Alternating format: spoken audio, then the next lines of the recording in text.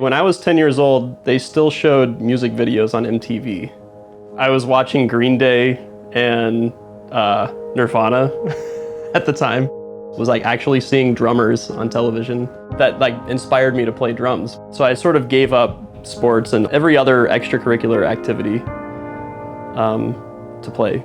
I picked up on one instrument and gradually just went through all of them, and I was like, I just want to do drum set. Became more and more in love with the instrument the more I learned on it and the more I progressed. I first got started playing the drums when I was 12 years old. Learned my first groove, Bolt the Blue Sky, by U2 from a guy, Brad, down the street, and he had a drum set in his garage. It was not easy to get a drum set back in Iran. I mean, back in the day, it was kind of hard. But I got one, and then I started when I was like 16. I think as a kid, I identified with it. I was this dorky kid, you know, wasn't the jock, was a skate rat, so I loved skateboarding, and punk rock and skateboarding were huge, you know. I just identified, I belonged. And then I think once I got to college, things really solidified, got involved in all different kinds of music, and really felt like I couldn't live without it. I went to school in Boston. We all graduated, kind of just packed all our stuff into a van and drove down here. It's very easy to be like, oh, I wish I was home, I wish I was at the pool, or anything like that. I wish I wasn't in 100-degree weather on a football field wearing 50-pound drums. A lot of what that drive comes from is your work ethic and your willingness and your ability to stay in mentally and physically that long. It was a big sacrifice in college. Like, you know, everyone would want to go out on the weekend and I would go to my practice room, which I know it sounds dorky, but I'm really glad I decided to do that. You learn how to put time and heart into something, and music is just a vessel for that. You learn through music how to care about something. I'll just be doing my thing with my headphones in, just like working things out. I get stares, sometimes like from like the front of the bus, right next to me. There's always going to be bad gigs and great gigs, but I think they're all good because you all learn from it. I mean, at least if you're in it for the long run, you will learn from it. You have to learn from it. There's a lot of trust that goes into it, and there's a lot of love and care and excitement and disappointment. You know, you're going through lots of emotions when you're creating things together.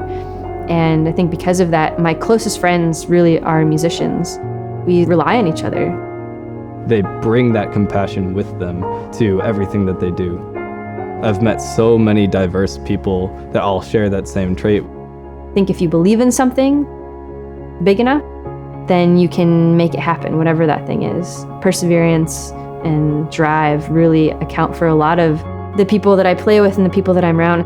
We're all here and we're all struggling, but we all really believe in what we're doing, and we want to find our own path to get there.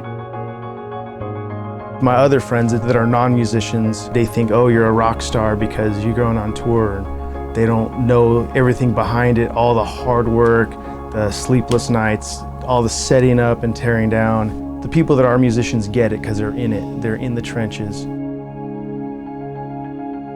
Every day that I get up and am a part of this musical community, I think is a success.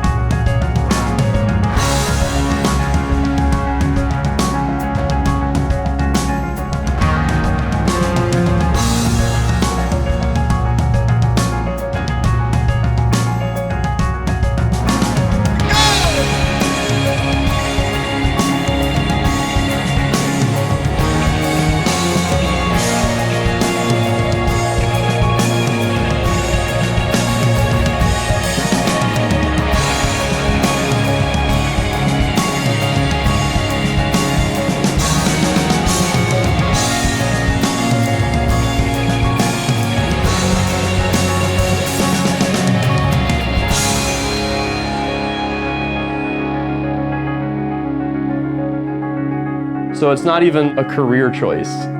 I'm gonna do this because I love doing it. And not only do I love doing it, I feel like I have to do it.